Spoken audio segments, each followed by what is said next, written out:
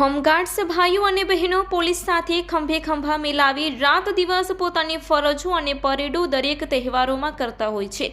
જેને લઈને હોમગાર્ડ્સ સભ્યો કોઈ પણ તહેવારો પોતાના પરિવારો સાથે માણી શકતા નથી,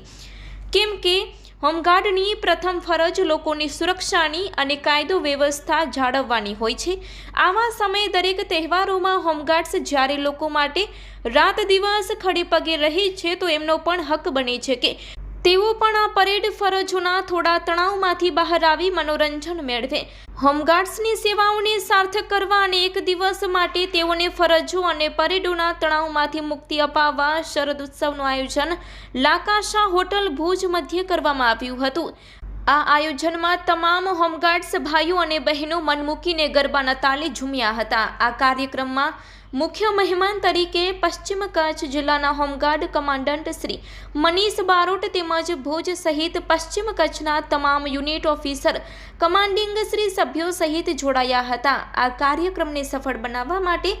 જિલ્લા હોમગાર્ડ્સ કમાન્ડન્ટ મનીષ બારોટની વિનંતીને માન આપીને તથા ભુજ હોમગાર્ડની સેવાઓને ધ્યાનમાં રાખીને ભુજ મધ્ય આવેલ હોટલ લાકાશા ટાઈમ સ્ક્વેરની પાસે ભુજ મિર્ઝાપર રોડ મધ્ય આવેલ હોટલના ઓનર હેમલભાઈ માણિક દ્વારા હોટલ બેમેન્ટમાં એસી હોલ તેમજ સાઉન્ડ સિસ્ટમની સેવા આપવામાં આવી હતી અને ભાવભેર માતાજીની આરતી સાથે અલ્પાહારની તેમજ પ્રસાદની વ્યવસ્થા ભુજ શહેર મહિલા હોમગાર્ડ્સ દ્વારા કરવામાં આવી હતી। આ તકે તમામ હોમગાર્ડ્સ ભાઈઓ અને બહેનોએ ભુજના હોમગાર્ડ્સના ઇતિહાસમાં સૌપ્રથમ વખત આવા સુંદર સામિયાણા હેઠળ શરદોત્સવનું આયોજન કરવા બદલ જિલ્લા કમાન્ડન્ટ અને તમામ અધિકારીઓનો આભાર વ્યક્ત કર્યો હતો।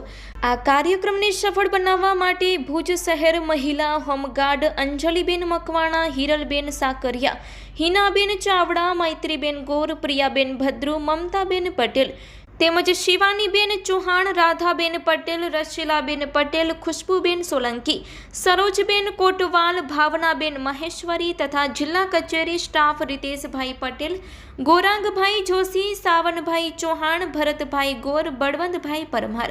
સિદ્ધાર્થભાઈ પરમાર, કુલદીપભાઈ પરમાર, પ્રતાપ ભાનુશાલી, મિતભાઈ મોખા સહિતનાઓએ જહેમત ઉઠાવી હતી।